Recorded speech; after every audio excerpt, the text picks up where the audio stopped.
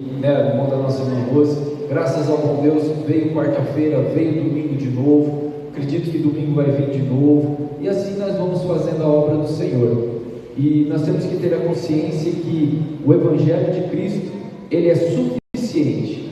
Eu não preciso de marcha para Jesus, eu não preciso de fazer nada dessas coisas. O que nós precisamos é de falar sobre o Evangelho de Cristo, pregar o reino de Deus e o arrependimento a todas as pessoas e confiar plenamente de que a palavra do Senhor, o Espírito Santo, é capaz de convencer qualquer tipo de ouvinte. O que nós precisamos fazer é simplesmente anunciar, tá bom? Posso contar com todos, com a oração pelo menos?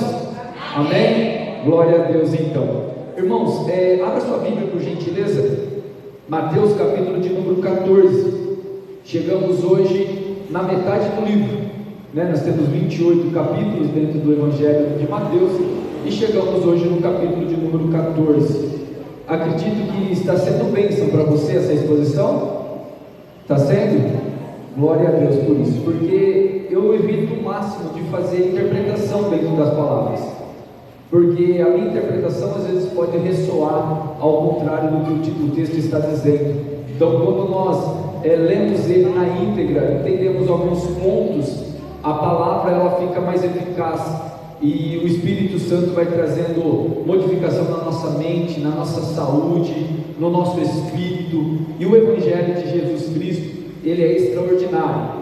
O Evangelho de Mateus, em particular, eu tenho uma afinidade boa com ele, porque o Evangelho de Mateus, que Mateus escreve, ele escreve para um público que literalmente esperava o Messias. Só que o Messias que aquele público esperava não era aquele que eles estavam vendo em relação a Cristo Jesus. E por eles verem um Messias que não cumpria com as suas expectativas, eles então rejeitaram a Cristo. Não foram poucos, foram milhares, foram muitos que rejeitaram a Cristo Jesus no seu período. E Mateus, vendo esse desdenho ainda assim depois da sua ressurreição, Mateus ele continua fazendo a obra de Cristo, e até que ele começa então a empenhar uma tarefa de escrever acerca da biografia de Cristo Jesus. E ele escreve para aquele público que outra hora estava rejeitando o Messias por não compreender a real interpretação da Torá. Então ele começa a refinar a sua escrita, e ele apresenta o seu Evangelho para o público judeu. É conhecido também como o Evangelho do Rei. E notem que você que está acompanhando toda a trajetória já percebeu que no começo ele começa a mostrar que Jesus, de fato, ele era o Messias esperado, porque em Cristo se cumpria o nascimento, em Cristo se cumpria o seu crescimento, e pós o seu crescimento se cumpriu também o seu preparo. Jesus foi para o deserto, e lá no deserto ele foi preparado por Espírito Santo, e quando ele volta do deserto, a Bíblia nos informa que Jesus subiu ao alto monte. E quando ele sobe ao monte, assim como Moisés subiu também para pegar a lei, Jesus sobe ao monte, e em vez de ele pegar a lei, agora ele explica a lei.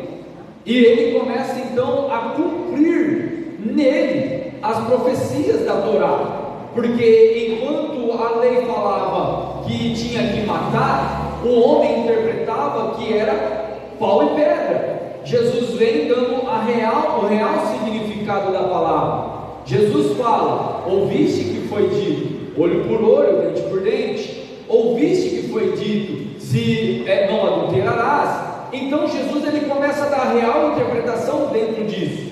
Ele fala: não basta você adulterar, basta simplesmente agora você desejar. Uma vez desejado, já é gerado, e depois consumado, consequência é morte. Jesus então ele começa a interpretar a lei, a dar a ênfase do real significado da lei. E não somente nessas passagens, você vai ler Mateus capítulo 5, praticamente aquilo que é o ápice da Torá, Jesus explica que para você se tornar ou para você ser reconhecido sinais, prodígios e maravilhas, você tem que viver os seus frutos, ou demonstrar os seus frutos, para que realmente você venha a ser filho de Deus. Porque olha só o que Jesus disse. Jesus fala o seguinte: perdoa aquele que lhe ofende, ore por aquele que vos persegue, e fazendo assim vocês será semelhante ao vosso Pai que está no céu. Então eu entendo, e nós entendemos, que para nós nos parecermos com Deus, eu não preciso fazer um aleijado levantar, eu não preciso fazer fogo do céu descer. Para eu parecer com Deus, eu não preciso fazer nenhum sinal, prodígio, maravilha. Mas para eu me parecer com Deus, basta eu ter o amor acima de todas as coisas, amor acima do ódio, o amor acima da perseguição, o amor acima da injúria. Porque olha só o que Cristo diz: bem-aventurados sois vós, quando vos perseguirem, vos injuriarem e disserem todo mal contra vós, por causa de mim. Alegrai-vos e exultai-vos, porque é grande o vosso galardão no céu. Então Jesus, no capítulo de número 5, 6 ali, ele cumpre, ele dá a interpretação da lei. E quando ele desce da lei do monte, ele começa então a cumprir os profetas, porque Jesus agora cumpre a lei escrita, e agora ele começa a cumprir os profetas, porque os profetas diziam que o Messias viria para libertar os cativos, viria para expulsar os demônios, viria para curar e tomar sobre si todas as enfermidades, ele vai para comer. E é logo que Jesus desce da montanha, ele dá de topa com um endemoniado. Depois ele vai na casa de Pedro, cura a sogra de Pedro. Ele vai lá de encontro com o moribundo, cura o moribundo. E fora todos os milagres que Jesus ia fazendo durante essa peregrinação, cumprindo então os profetas. Chegando-se então num período onde que Jesus estava fazendo muitos sinais, prodígios e preparando os seus discípulos, ele levanta a grande comissão e envia os 12 para uma missão. E ele deixa muito bem claro que aquela missão para aqueles 12 era para eles naquele momento. Só que aquela missão serviria para nós de exemplo e serviria de modelo para a igreja contemporânea. Jesus disse: eu vos envio como ovelhas no meio de lobo, e lá no meio dos lobos vocês estarão vulneráveis se vocês continuarem com a própria força de vocês. Mas contudo, não se preocupem, porque o Espírito Santo nos fará lembrar e nos instruirá o que devem dizer diante dos magistrados, diante daqueles catedrados, diante daqueles que querem matar vocês. Jesus nos disse uma coisa real: vocês são ovelhas, e ovelha não mata lobo. Na cadeia alimentar, lobo é que mata a ovelha. Jesus então nos coloca à prova de perigo de morte, e ele nos orienta falando: não temais. Só que o problema dos nossos dias atuais é que as pessoas não estão temendo mesmo, e por não estar temendo ao ponto de não ter o respeito do Espírito dentro da sua vida, começa a se contaminar com aquilo que é imundo e acaba se perdendo no meio dos lobos, e muito entre nós se tornam lobos também. Muito entre nós nesses últimos dias não está reparando e nem percebendo de que nós somos ovelha no meio dos lobos, e se nós não vigiarmos os nossos pés, nós seremos consumidos pela ira, seremos consumidos pela idolatria, seremos consumidos pela prostituição, pela fornicação, pelo desejo, pela ganância. Seremos consumidos, porque quando nós falamos de ovelha, nós achamos que é aquela ovelha do pasto que fica berrando lá no meio do pasto. Não, irmão. E quando se fala de lobo, já imagina aquele lobo peludão, né, querendo catar as ovelhinhas. Não se iluda nesse desenho de faz de conta. Quando Jesus está ilustrando isso daqui, ele está falando de algo real. Ele está falando de uma coisa muito séria. Você é ovelha, mas não é burra, porque ovelha é burra. Ovelha não é esperta não. Uma ovelha animal, ela não é, ela é muito, abre aspas, inocente, fecha aspas, para a astúcia de outros animais. O que Jesus está falando é o seguinte: seja manso como uma pomba. mas sargaz também, tenha esperteza. Você aprenda e aplique aquilo que você está ouvindo. Ei, escuta aqui uma coisa. Escuta aqui. Tem gente entrando em culto e saindo de culto. Entrando em escola dominical, saindo da escola dominical. Indo na escola de teologia e saindo da escola de teologia. Vindo e participando todos os momentos, mas não tem mudança de caráter. A palavra está entrando aqui e está saindo por aqui. A pessoa foge do chamado, a pessoa foge da palavra, a pessoa não dá trela para os ensinamentos e quer que Deus fica falando com ela a todo momento. Outro dia uma irmã chegou em mim e falou assim: por que Deus fala com você e não fala comigo? A pergunta que eu fiz é simples: você está se entregando ao seu chamado ou você está fugindo dele? Como assim?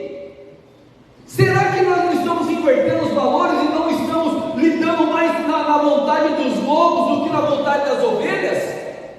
Será que nós não estamos mais na sedução do pecado do que na vontade de Cristo? Porque estar em Cristo é negar o teu próprio desejo. Estar em Cristo é negar a sua própria carne. É você esmurrar. Paulo fala: eu esmurro a minha carne, porque quem me livrará do corpo dessa carne? Por isso que existe uma milícia entre carne e espírito, e Jesus nos enviou como ovelhas no meio dessa carne. Só que se eu e você estiver nele e ele estiver em nós teremos um escape. Ele nos guardará das artimanhas do inimigo, porque antes de vir a provação sempre tem um escape. Tenho dito aqui na igreja: pecamos porque queremos, porque desejamos, e no nosso desejo, na nossa cobiça, nós consumimos, e uma hora consumida, gera o que em nós? A morte. Por isso que é entre nós muito que tem nome de que vive, mas está morto. Muitos que andam bonito, que dá glória a Deus, rodopia, fala em língua estranha e até profetiza, fazendo milagres, mas só tem nome de que vive, mas está morto. A hora que você vai ver os frutos, você vai ver que é uma pessoa iracunda, é uma pessoa prostituta, é uma pessoa que adultera até o culto dela, é uma pessoa de má fama, é um mal pagador, é um caloteiro, é pessoas que dão falsos testemunhos, que fala que vai, mas com o coração já cheio de que não vai. São pessoas que estão minando dentro da igreja, e a igreja, tendo o Espírito Santo, às vezes está se fazendo de negligente, não repreendendo essa astuta cilada, e está se contaminando também com esses desejos, porque a nossa tendência é mais para o pecado do que para a santificação. Você já percebeu isso daí? Para você fazer qualquer serviço errado, ninguém precisa te ensinar, você vai lá e faz, porque está na inclinação. Está na inclinação. Por exemplo, na minha área de construção, para eu erguer uma parede retinha, eu preciso de plumo, preciso de nível, preciso de esquadro, preciso de linha, preciso de perícia, preciso de entendimento. Agora, para eu erguer uma parede torta, não preciso de nada disso. Nada. É muito mais fácil a gente fazer o errado do que o certo.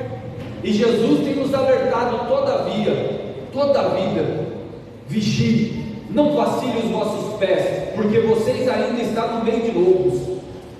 Vocês ainda, o lobo não quer ficar te cheirando só para sentir o teu cheiro, não. Ele quer te devorar. Satanás, ele arma armadilha, ele elabora astuta cilada para poder pegar a sua presa. Satanás não dá por brincadeira. Eu e você ficamos brincando dentro de culto, eu e você ficamos brincando lá fora no trabalho, eu e você ficamos dando mais risadinha dentro do culto do que prestando atenção.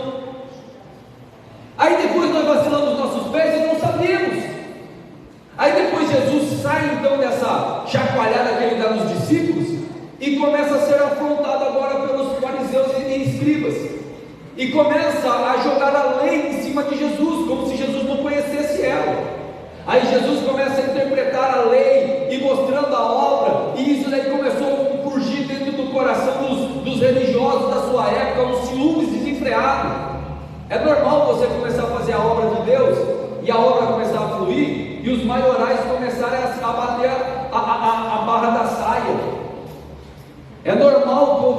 bater a sola do pé, tipo, por que lá está acontecendo e aqui não está acontecendo?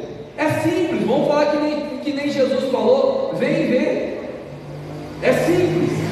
Mas os fariseus e religiosos daquela época e dessa época não querem saber disso, não quer saber que o evangelho avance, não quer saber se está tendo alma sendo curada, não quer saber se está tendo vida sendo restaurada, se está tendo matrimônio sendo restaurado, se está tendo pessoas para ser batizadas. As pessoas não querem saber disso, elas querem saber, sabe o que? Que está afligindo a lei, que está afligindo o meu princípio, está afligindo a minha obra, está sobressaindo aos meus mandamentos, não aos mandamentos de Cristo, é aos meus mandamentos.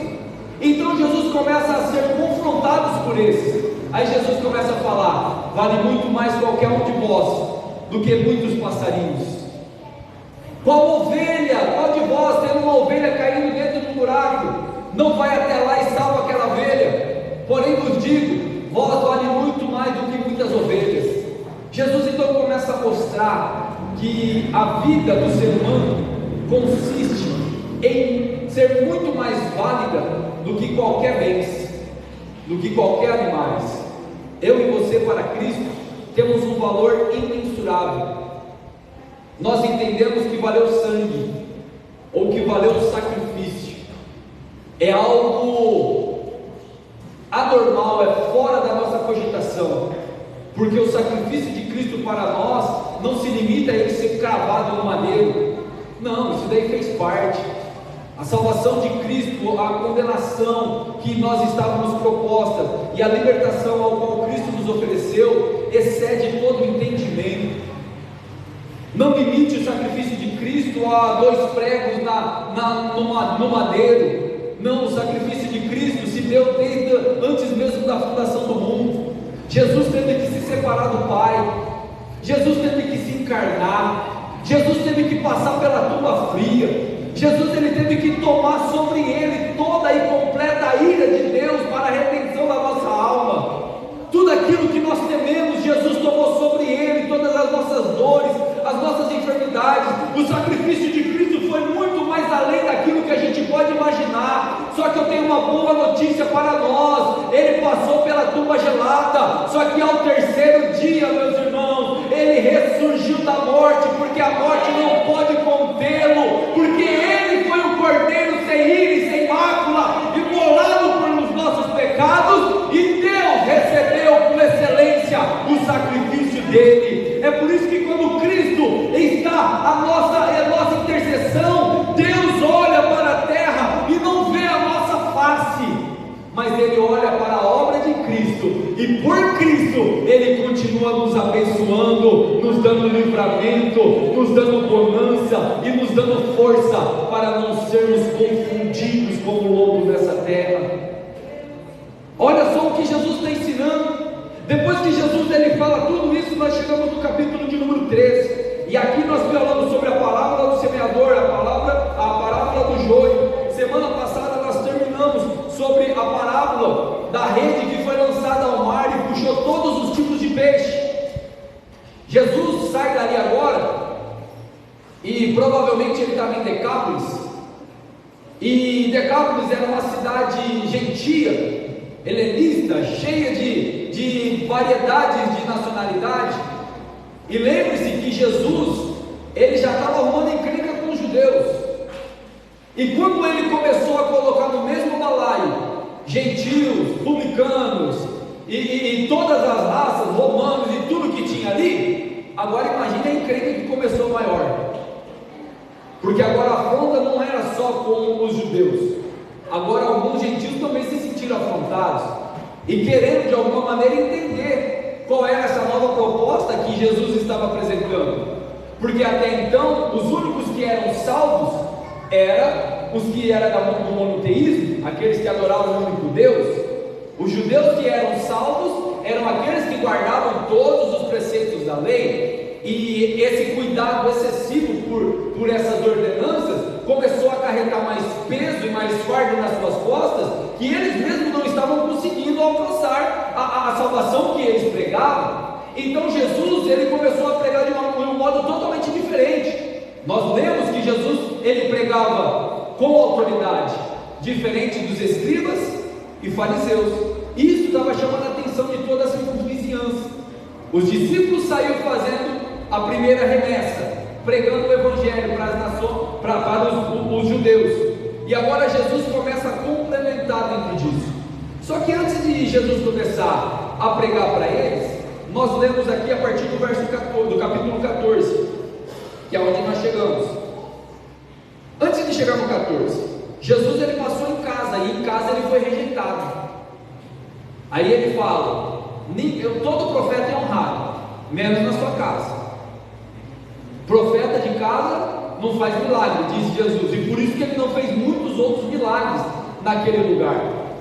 Um preconceito que nós precisamos cortar dentro da nossa comunidade é isso, porque se fala, se vamos fazer um congresso, e eu ainda até brinquei semana passada, né?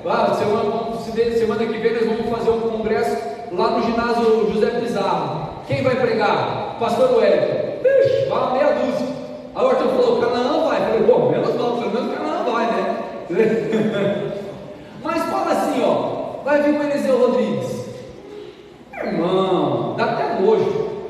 Nada contra o homem, tá? Pelo amor de Deus. Cada um tem seu ministério, que siga nos passos dele. Mas, irmãos, eu tenho que dar mais honra com aquele que come sal comigo. Nós temos tanta gente boa aqui. Nós temos pregadores bons aqui, homens de Deus bons aqui que sabem ensinar. E por que eu tenho mais prazer de escutar os de fora do que os de casa? Jesus tem razão naquilo que fala. É que eu louvo a Deus, graças ao bom Deus. Nós estamos aqui no médio de uns 40, 50 pessoas, num total aqui. Para escutar, para apanhar, tá ótimo, irmão. Eu fico contente quando eu vejo a casa assim, porque tem lugar que enche quando você tem muita movimentação de espírito e revelação aqui e barbúdia dali. Nossa, a casa enche. Mas para a palavra, irmãos, isso daqui é uma alegria no meu coração. Para mim, que cada vez mais vai crescendo, vai enchendo, porque é sinal do que o evangelho faz o efeito na alma da pessoa. Vocês podem ter certeza que vocês não são levados por qualquer ventinho de doutrina, não. Não é qualquer palavra que fala assim, assim disse Deus, que você vai dar ouvido, porque você já entendeu qual é a voz do teu pastor. Você sabe qual é a voz do teu sumo pastor, que é o que está escrito aqui dentro das escrituras. Porque o que não estiver escrito aqui, Paulo nos orientou a fazer o quê? Tenha como anátema, tenha como maldição. Então Jesus fala que aquele de fora tem mais crédito do que o de dentro.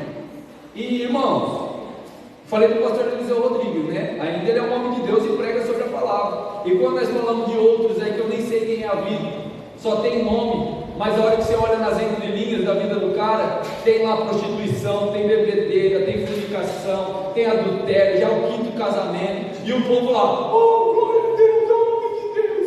Irmão, para, já acabou, já passou do tempo de nós começar a examinar esses camaradas.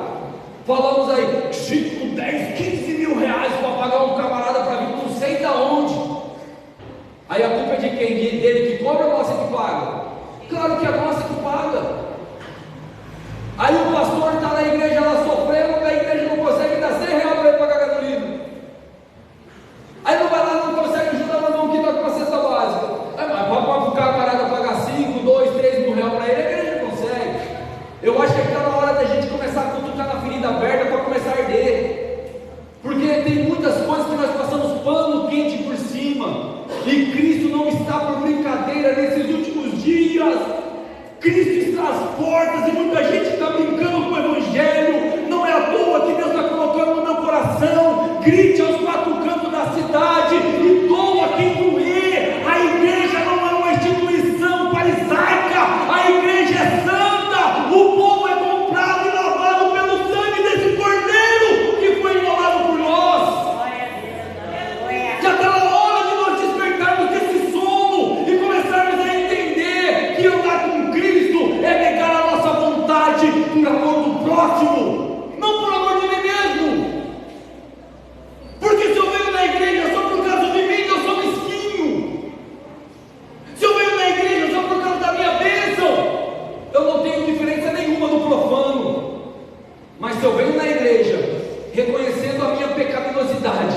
reconhecendo a grandiosidade do meu Senhor, e vim aqui para agradecer e louvar a Ele por todos os benefícios que Ele já me deu, você pode ter certeza que tudo quanto você deseja e for necessário para a tua vida, Deus suprirá, te dará tudo aquilo que é necessário para você. O que você precisa fazer é parar de se colocar no meio da situação e começar a colocar Cristo no meio da dificuldade, e você vai ver que Deus vai resolver os teus problemas. Glória a Deus. Aí Jesus, ele recebe uma notícia. E qual foi a notícia que Jesus recebeu? De que João Batista havia morrido. Porque a partir do capítulo 14, Jesus, naquele tempo ouviu Herodes, o tetrarca, a fama de Jesus. E qual era a fama de Jesus? O pregoeiro, o milagreiro, aquele que estava fazendo prodígios e milagres. Quando ele ouviu isso daí, ele até achou que era o próprio João Batista que tinha ressuscitado, porque nesse exato momento João já tinha morrido, tá? João já tinha morrido já. E ele está, agora Mateus está narrando como que foi a morte, por conta do que foi a morte de João Batista. João Batista, ele morreu aos olhos naturais por causa de um juramento que esse Herodes fez para a filha da sua, abre aspas, amigada, fecha aspas, é o linguajar mais robusto nosso aqui. E João Batista era contra isso, porque o Herodes, ele era judeu, todo Herodes era judeu, só que todos os Herodes eram para benefício do povo judeu, só que ele só se beneficiava propriamente. E João Batista era aquele camarada que socava o dedo na cara dele e falava: se converta, sua raça de víbora. Isso daí irritou demais ele. O que ele fez? Pegou João e mandou prender João Batista, e João ficou lá por um bom tempo. Só que Herodes queria matar João Batista, só que ele tinha medo do povo, porque João Batista era aclamado como um profeta entre o povo, e o povo gostava dele, então ele não o fez. Só que um dia, eles estavam numa reunião, e a filha de Herodes fez uma proposta, dançou bonitamente, e Herodes fez uma promessa para ela, do que ela quisesse, ele faria para ela, debaixo de juramento. E ela, instruída já pela sua mãe, pediu então a cabeça de João Batista num prato. Sendo assim, ele cumpriu, foi lá, mandou decapitar João Batista e entregou a cabeça dele num prato para essa mulher. E depois que aconteceu tudo isso, os discípulos de João Batista foram até lá, cataram o corpo, enterraram e foram até Jesus e contaram para Jesus o que tinha acontecido. Jesus se entristeceu. Olha só o verso de número 13. Jesus, ouvindo isso, retirou-se dali no barco para um lugar deserto, apartando, o povo seguiu a pé desde a cidade. Quando Jesus soube da morte de João Batista, Jesus quis se retirar, era primo dele. Tem afinidade, eu não sei qual que era a afinidade, nós conjecturamos que teve uma amizade, alguma coisa assim do tipo, mas enfim, Jesus se retirou para ter um momento em particular. Se você ler e examinar as escrituras, você vai ver que Jesus ele sempre se retira para a oração, sempre ele vai se retirar para a oração, porque se o próprio Messias, redentor de todo o poder, tem uma passagem da Bíblia, que nós vamos chegar daqui um pouquinho em Mateus, que ele fala assim: ou pensas tu que eu não poderia orar ao meu Pai agora, ele me mandaria 12 legiões de anjos para me livrar? Só para você ter noção de quem é Jesus. Jesus aqui nesse momento, ele já tinha transformado água em vinho, já tinha feito cura, já tinha milagre, já tinha feito tudo. Olha só quem é Jesus, redentor de todo esse poder e maravilha. E ainda assim ele saía para orar, se retirava para orar. Por que ele fazia isso? Porque não tinha nada a ver? Jesus tinha todo esse poder e precisava orar ainda? Isso daqui é um choque de realidade para nós, meus irmãos. Nós não temos nem uma fagulha de que Jesus tinha, e não somos nem a metade do que Ele é, e ainda assim achamos que nós não precisamos orar. Nós achamos tempo para tudo, menos para oração, menos para falar com Deus. Irmãos, se vira, acha um momento para orar. Eu já ensinei para vocês que lugar de oração é onde você está. Você pode estar no trabalho, você pode estar tomando banho, você pode estar no carro, você pode estar correndo, você pode estar no campo, você pode estar na fábrica, você pode estar aonde você estiver. O lugar de oração é aonde você está, porque Deus busca aqueles que adoram Ele em espírito e em verdade. Lugar de adoração, de oração, não é simplesmente num lugar geográfico. Quando Jesus disse: entra no teu quarto e ora em secreto, porque o teu Pai que te vê em secreto te recompensará, Ele não está falando em quatro paredes necessariamente, Ele está falando aí dentro, em secreto. Aí aonde você está, em secreto, dentro da sua consciência, dentro da sua mente. Porque aonde você está agora, nesse exato momento, você pode estar travando uma guerra, você pode estar numa batalha que nem o exército mundial poderia te livrar, porque dentro da tua mente está sendo travadas as guerras celestiais, as brigas que definirão a sua jornada nessa eternidade, se é uma eternidade de alegria ou se é uma eternidade de condenação. É dentro da sua mente que você está travando a verdadeira guerra. Não é contra o seu marido, não é contra a sua esposa, não é contra o seu patrão, não é contra o seu amigo, não é contra o líder, não é contra o pastor, é contra você mesmo que você está brigando agora nesse momento. Entra no teu quarto em secreto e fala com Deus em secreto. Exponha para Ele as suas dificuldades. Ele conhece você melhor do que você mesmo.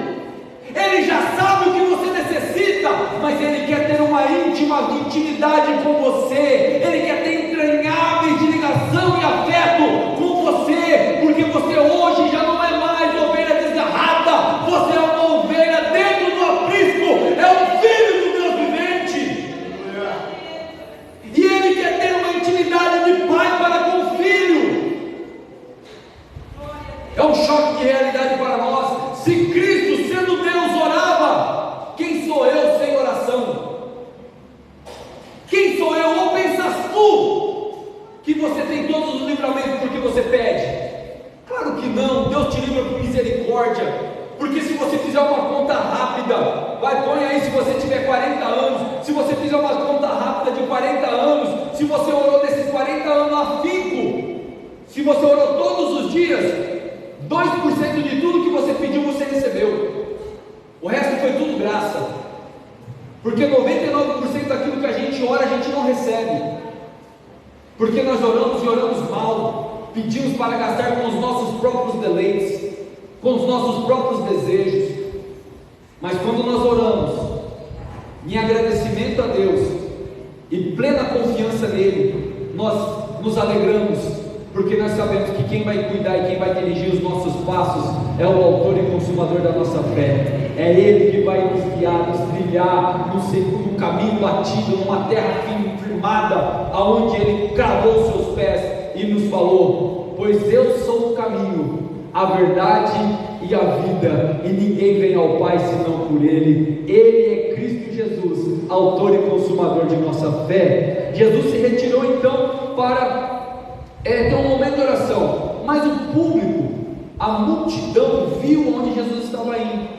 E lembra daquele povo que alguns estavam sedentos da palavra, outros com dúvida e outros irados? Correram para ver onde Jesus estava e saiu atrás de Jesus. E quando Jesus chegou, aonde ele chegou, a hora que ele viu já tinha uma grande multidão, e as horas já eram avançadas, diz o texto. Então chegaram Jesus e falou: Senhor, tem muita gente, despede esse povo, para esse povo ir embora. Vai, de repente ele chega na cidade mais próxima aí, e eles podem aí, né, então se alimentar.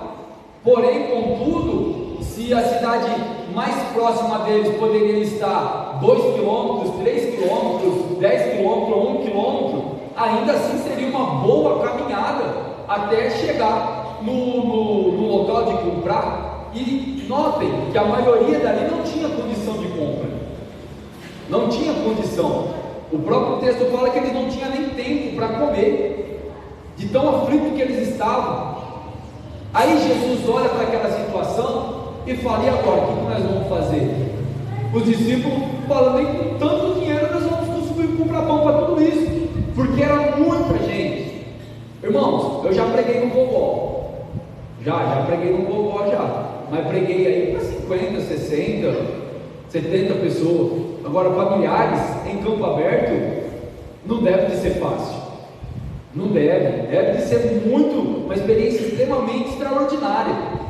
E Jesus, então, ele olha aquela multidão, mais de 5.000 pessoas, vê aquilo lá, os discípulos começam a ficar encabulados: como que a gente vai fazer? Aí Jesus pega: o que nós temos? Aí aparece quantos pães e quantos peixinhos? 5 pães e 2 peixinhos. Ainda, até Felipe olha e fala: Senhor, o que é isso para tanta gente, né? E eu não tiro nem sarro dele, porque eu seria o primeiro a falar isso. Falando: o que é isso para tanta gente? E eles olharam naquela situação. Aí Jesus: me dá aqui. O texto diz que Jesus pega o pão, olha para o alto, agradece a Deus pelo pão, fala para os seus discípulos dividirem o público com quantidade de 100, 50 e 50. Jesus vai, pede para os seus discípulos repartir o pão em cada cesto e começa a servir pão e peixe para aquela grande multidão. E aqui, meus irmãos, eu poderia fazer que nem muitos pregadores, conjecturar e ficar fazendo um monte de rolê em cima disso, mas o texto é simples. Deus fez um milagre extraordinário no meio de um povo incrédulo, raivoso e perseguidor. Lembra que Jesus tinha acabado de contar uma parábola que ele jogou a rede no meio do mar e ele puxou toda a quantidade de peixe no meio da rede? Tinha peixe bom, tinha peixe ruim, tinha peixe comestível, tinha peixe não comestível, tinha toda a raça de peixe. Era esse exato momento. Jesus abençoa a humanidade, não porque a humanidade merece, mas abençoa ela por graça, por misericórdia. Porque lembra que eu já falei para vocês aqui? Eu e você não precisa fazer mal para ser mal, nós já nascemos mal por natureza.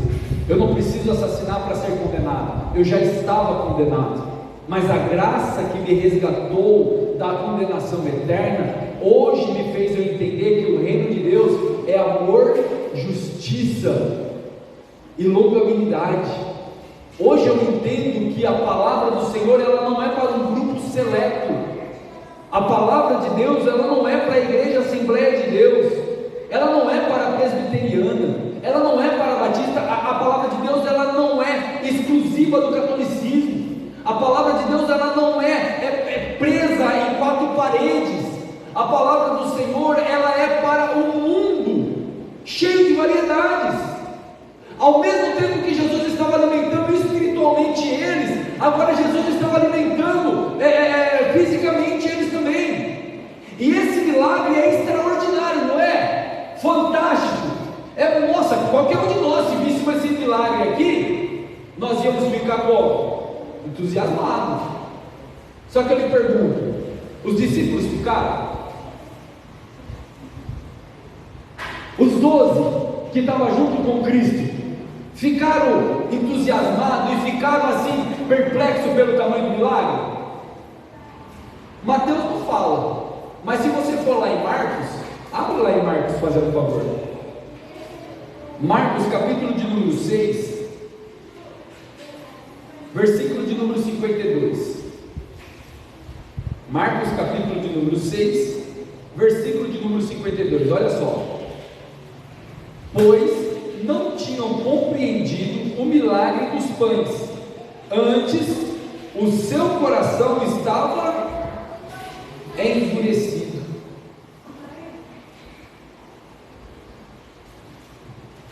Eu faço a pergunta de novo: não era para eles estarem entusiasmados?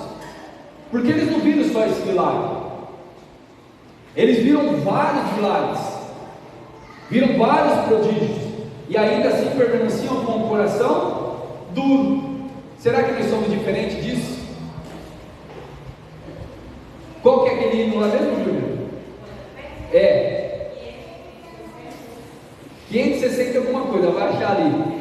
Conta quantas bênçãos e conta de uma vez e ficará surpreso com o que Deus já fez.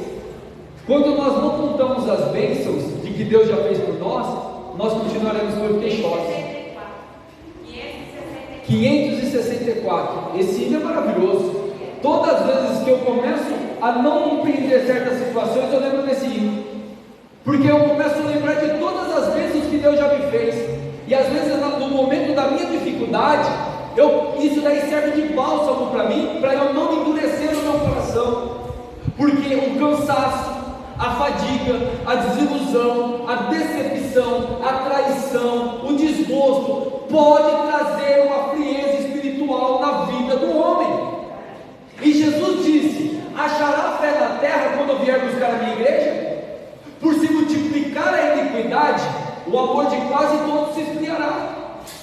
E quando eu não consigo colocar no meu coração todas as benesses que Deus já fez pela minha vida, eu continuo ainda como murmurador, queixosos. Vai falar para mim que você já não passou um milagre nesse mês? Deus já não fez um milagre na tua vida esse mês? Quer um motivo para você glorificar? Faz assim, ó, de graça, ó. Você quer um motivo para glorificar?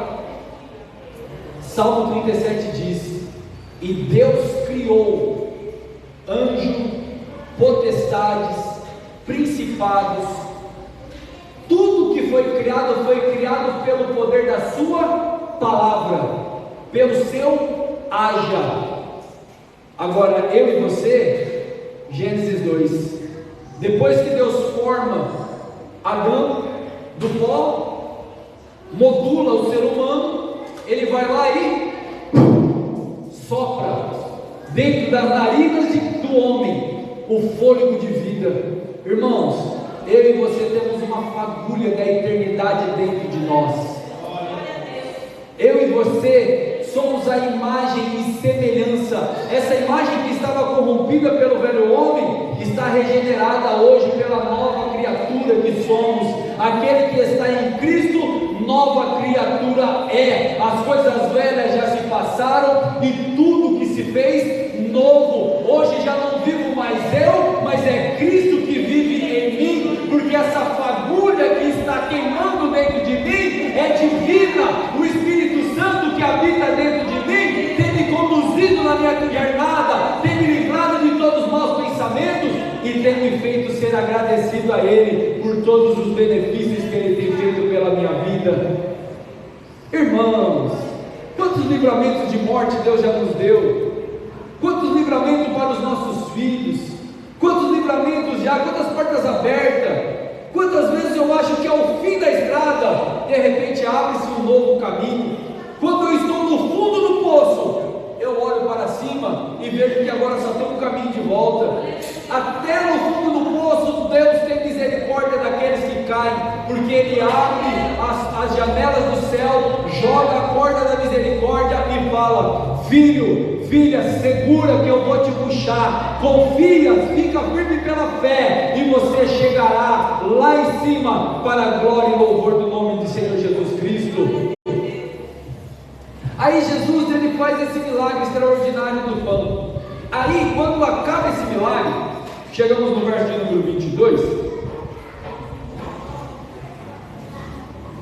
o texto de Mateus vai falar assim, ó: e logo ordenou Jesus os seus discípulos que entrassem no barco e fossem adiante para o outro lado, enquanto despedia a multidão. Mateus é um pouco mais branco, tá? Mateus é um pouco mais branco, mas Marcos, ele fala num jeito um pouco mais rústico. Marcos, ele vai falar assim, ó: e Jesus os obrigou a entrar no barco.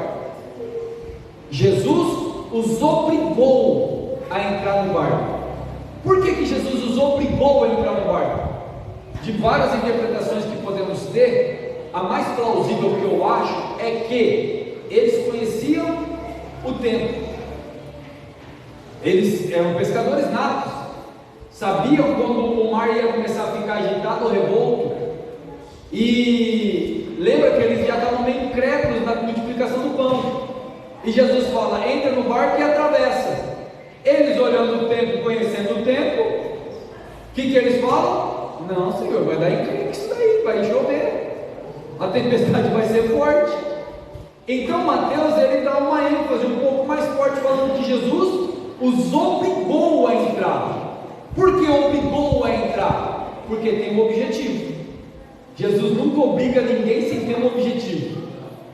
Vocês lembram no domingo que eu estava aqui e eu falei acerca de que existe duas situações na vida que produz paciência? Vocês lembram disso? Quais eram as duas situações que podem produzir a paciência? Porque a paciência é a porta para os demais frutos. Porque não adianta eu ter alguns frutos, ter longanimidade, ter domínio próprio, ter um monte de coisa e não ter paciência. Entretanto, se eu não tiver paciência, eu não vou ter essas outras coisas. Eu posso ter amor, mas não ter paciência. Você conhece gente amorosa, só que é ansiosa? Falta-lhe paciência. O que é paciência? Hoje, na nossa interpretação, é a qualidade daquele que tem temperança, aquele que não é ansioso. Mas na etimologia, paciência do latim é conhecimento da paz, é aquele que conhece a paz. E quem é a paz? Cristo, no contexto. A paz que excede todo o entendimento. A paz que Deus nos dá não é como a do mundo, porque a do mundo é temporal, mas a dele excede todo o entendimento, é longânima. Então o conhecimento da paz, o conhecimento da verdade nos faz a ter os demais frutos. Bom, qual é as duas situações que Deus nos dá para adquirirmos paciência? Primeira, tribulação. Lembra da tribulação? Romano diz: e a tribulação produz a paciência a experiência, a experiência a esperança, e a esperança não traz confusão. A tribulação aqui eu já expliquei para vocês, que é a questão de separar a palha do trigo, tá? A tribulação, no nosso contexto, no dicionário, você vai ver que é aquela forte pressão, é um momento de desgaste, preocupação e tudo mais. Só que no contexto antigo, tribulação é uma máquina agropecuária, é como se fosse uma esteira que passava em cima do trigo, que separava a palha da semente, tá? Então, só para recapitular aqui, assim você vai entender que a tribulação vem para tirar a palha, aquilo que não presta na nossa vida, para deixar a semente. Porque lembra lá no comecinho de Mateus, que João Batista disse assim: e virá um pós mim que é muito maior do que eu, ele vos batizará com o Espírito Santo e com fogo. Na sua mão tem uma pá, que lançará a palha no fogo e a semente, o trigo, no celeiro. Então a tribulação, ele vem para tirar a palha do nosso trigo, para nós estarmos santificados e purificados, para irmos para o celeiro, e a imundície para a condenação. Deu para entender aqui? Certinho? Então a tribulação produz paciência. E a outra condição de produzir paciência é a fé. Tiago fala: sede contente quando vocês forem provados em várias provações, porque isso é para aquisição de fé. A paciência, ela vem para nos tornar santos, para nos dar condição de sermos santos. Aí a pergunta que eu faço para você é: qual é o estilo que você prefere? Fé ou tribulação? Ô pastor, eu prefiro fé. Então por que duvidas? Então por que foges? Então por que não assumes? Então por que não trava os seus pés no caminho da santificação? Não consegue firmar? Então vai vir tribulação para a tua vida. É simples. E não adianta reclamar da tribulação, porque a tribulação é para a tua salvação. A tribulação é para a tua salvação, é para a salvação da tua alma. A tribulação não vem para matar o cristão, a tribulação vem para a purificação, para que você não seja condenado com o mundo. Não quero mais tribulação, então haja com fé. Pastor, então como eu vou agir com fé? Simples, ande as pisaduras de Cristo. Não anda segundo a minha fé. Não tenta ser igual a eu. Muitos de vocês não aguentariam, assim como eu não aguentaria muitas das suas provas. Porque tem gente que olha assim e fala: olha, o pastor, ele tem que ser um exemplo. Exemplo do quê, irmão? Eu sou pecador como todos. Eu sou carne como todos. Sou apto a cair como todos. Agora a diferença é que eu entendo que eu tenho que vigiar. E se você vigiar, você também não vai cair. Sabe por que muitas das vezes eu não caio no mesmo erro que você cai? Porque eu vigio. Essa é a diferença. Porque hoje não tem mais diferença sacerdotal. Todos nós recebemos o sacerdócio real. Você e eu temos o mesmo grau de patente diante aos olhos de Deus. Você não precisa da minha oração para chegar até Deus. Você, entrando dentro desse quarto que você está agora, você pode ter acesso a Ele. Pastor que fica colocando-se em cima de igreja para ganhar status, é um mercenário da fé. Precisa perder o título de pastor, porque nunca foi. Porque pastor que é pastor, ele entra no meio das ovelhas e ele é semelhante às ovelhas. Pastor que vive de status, de modinha, de oba-oba, não sabe o que é evangelho de Cristo. Eu faço live. Sabe por que eu faço live? Porque tem irmãos que não conseguem vir na igreja e pedem para mim: ô pastor, eu estou seguindo a live. Eu já pensei um monte de vezes em cortar as lives, mas eu tenho amigos que falam: não corta não, porque a gente assiste. Eu tenho pessoas lá em Portugal, eu estou com meu celular aqui. A irmã Norma acabou de me mandar mensagem aqui, orando, pedindo oração, porque foi polícia na casa dela, porque eles estavam fazendo culto na Europa. E nós reclamando do quê? Do que nós estamos reclamando? Porque você não recebeu aquilo que você queria? Irmão, só de você estar vivo, você já está na benéfica. Só de você estar sentado nesses bancos duros, já é motivo de você glorificar a Deus. Só de você ter um prato para comer, já é motivo de você glorificar a Deus. Nós podemos ir ali na praça e gritar, e ninguém vai nos impedir. Enquanto muitos estão querendo simplesmente escutar um louvor e não conseguem. E um monte de pastor aí achando que está abafando, porque tem um status. Irmão, eu não preciso de título de pastor para ser crente.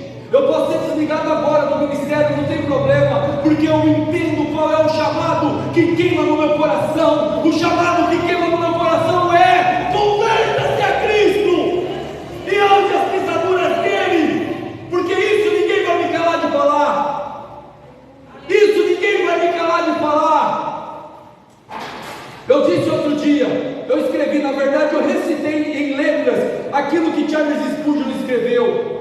Ele falou o seguinte: eu imploro e eu oro a Deus para que no dia da minha morte, quando eu estiver sendo levado naquele caixão frio, você crente e aqueles não crentes tenham a obrigação de olhar para mim e falar assim: esse daqui pregou para que eu me arrependesse do meu pecado, esse daqui me orientou para que eu não desviasse o meu olhar de Cristo, porque o homem é corrupto e falho, mas Cristo é fiel para resgatar e te salvar da condenação eterna. O homem pode te trazer tristeza, mas a tristeza, segundo Deus, disse Paulo, opera para a salvação da alma. Irmão, você está sendo entristecido por causa do Evangelho? Exultai-vos e alegrai-vos, porque Deus tem um propósito na tua vida. Ele quer que você se salve. Ele não quer que você seja condenado com o mundo. Então tira os olhos desse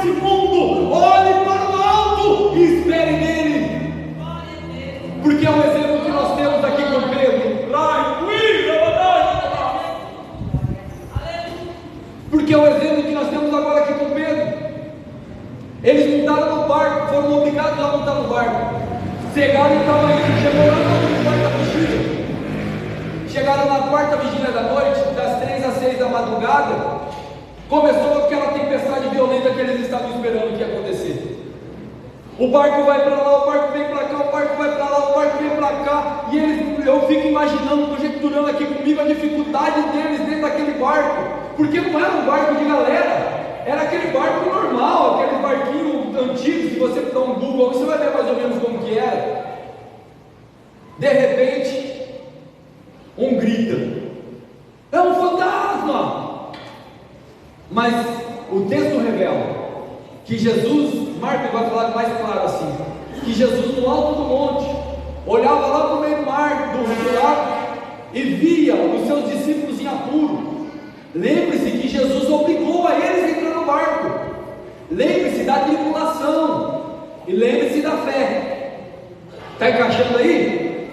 Eles não tiveram fé na multiplicação de pão. O que Jesus fez? Meteu eles em tribulação.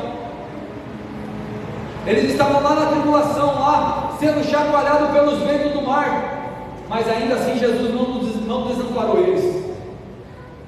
Quando eles olharam e viram um homem andando no mar, irmão, se eu acho que ele tinha pulado dentro da água e tinha nadado mais rápido que o barco. Imagine só, um trem daquele vindo na nossa ré, o quê? Ainda vendo todos os milagres, ainda assim não ia ter noção daquilo. Aí Jesus grita: calma, sou eu. Aí, irmãos, nós vamos ver agora a fé começando a entrar em ação no meio da tribulação. Porque no meio da tribulação você acredita em tudo depois. Vai falar que não. O que diabo falou para Deus a respeito de Jó? Osso por osso. O homem dá tudo pela sua vida. O homem dá tudo pela sua vida. O homem dá tudo pela sua vida. Muitas pessoas já deram riquezas por causa da sua vida. Pessoas entregaram familiares por causa da sua vida. Pessoas traíram e foram traídas por causa da sua vida. O homem, ele é corrupto. E na tribulação, muitas das vezes, se revela o iníquo, aquele que está amortecido. Você já viu um gato aquado? Tenta catar um gato aquado para você ver só o que te acontece. Cuidado com os olhos que ele pode furar. Pode ser revelado no meio da tribulação. Só que grande maioria das vezes, para aquele que já ouviu de Cristo, revela-se, sabe o que? A fé. Porque os mais belos hinos e poesias foram escritas em tribulação. Nas alturas santas ninguém voa sem as asas da humilhação. Jesus chega, Pedro bate o olho e fala assim: mestre, se é tu mesmo, então manda eu ter contigo. Jesus olha, simplesmente fala: vem. Aí o texto diz que Pedro vai lá, coloca um pé, coloca o outro, e fitando os olhos dele, sobressair em cima das águas.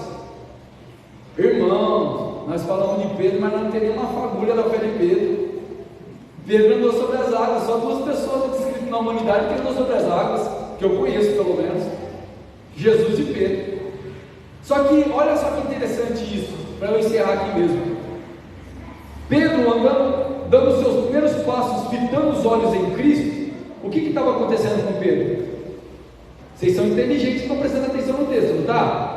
O que aconteceu com Pedro quando ele estava olhando com Cristo? Ele estava prevalecendo e estava andando em cima das águas, porque os seus olhos estavam fitos em Cristo. O que é isso? Fé. Se eu olhar, se eu manter a minha fé focada em Cristo, eu prevaleço no meio da tribulação, pela fé, andando no sobrenatural. Coisa boa! Pare e pense, analisa comigo, o texto está claro aqui. Se eu tiver com os meus olhos fitos em Cristo, andando as suas pisaduras, eu vou estar sendo guardado por Ele, andando sobrenatural, no meio da tempestade. Só que tem um problema. Pedro começou a a dar lado para o vento forte da lateral.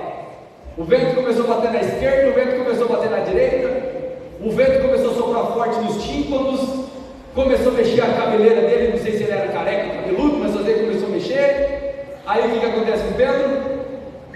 Começa a afundar. Nota de rodapé: não tire os olhos de Cristo, porque a queda é certa.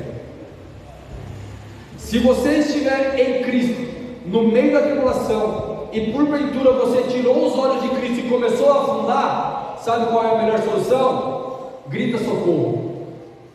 Porque se você não gritar socorro, Jesus também não vai te ajudar. Mas se você gritar: Jesus, salva-me! Leia o texto comigo que você vai ver. Instantaneamente Jesus grudou na mão de Pedro, levantou Pedro do meio das águas, e os dois subiram no barco, e Jesus tira uma na cara de Pedro ainda, fala assim: homem de pouca fé, seu crente burro, você tem pouca fé. Ô irmão, Pedro acabou de olhar em cima da água, então imagina os outros discípulos se eles tinham fé. Aí chegamos agora naquele texto de Marcos que nós lemos, porque o texto de Marcos que nós lemos é o finalzinho dessa passagem. E Jesus os obrigou a entrar no barco para que eles adquirissem mais fé e tirassem a incredulidade de que ele era o Messias. Irmãos, nós precisamos ter isso na nossa vida, com milagres ou sem milagres. Cristo é o Senhor da nossa vida. Eu já não preciso mais de milagres para eu crer nele. Só o fato de eu estar aqui e eu poder segui-lo já é condição de salvação e motivo de glorificar o seu nome.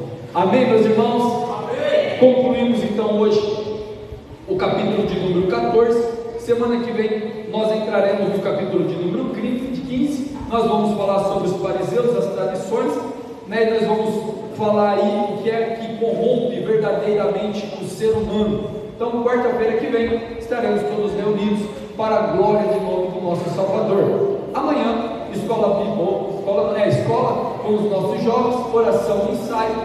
Sexta-feira, escola bíblica noturna. Não percam, venham para a escola, está sendo uma bênção.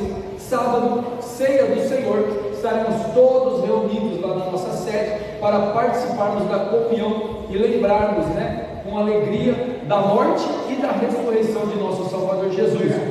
E sábado também haverá um retiro com os pré-adolescentes, tá bom? Procure o pastor Vinícius, que ele tem todas as coordenadas. Domingo à noite, um glorioso culto. Estaremos todos aqui reunidos mais uma vez, se assim Deus permitir, e se Deus não nos vier buscar, nós estaremos aqui no domingo então, para darmos continuidade nos nossos cultos ao Senhor. Feito assim, vamos colocar em pé, vamos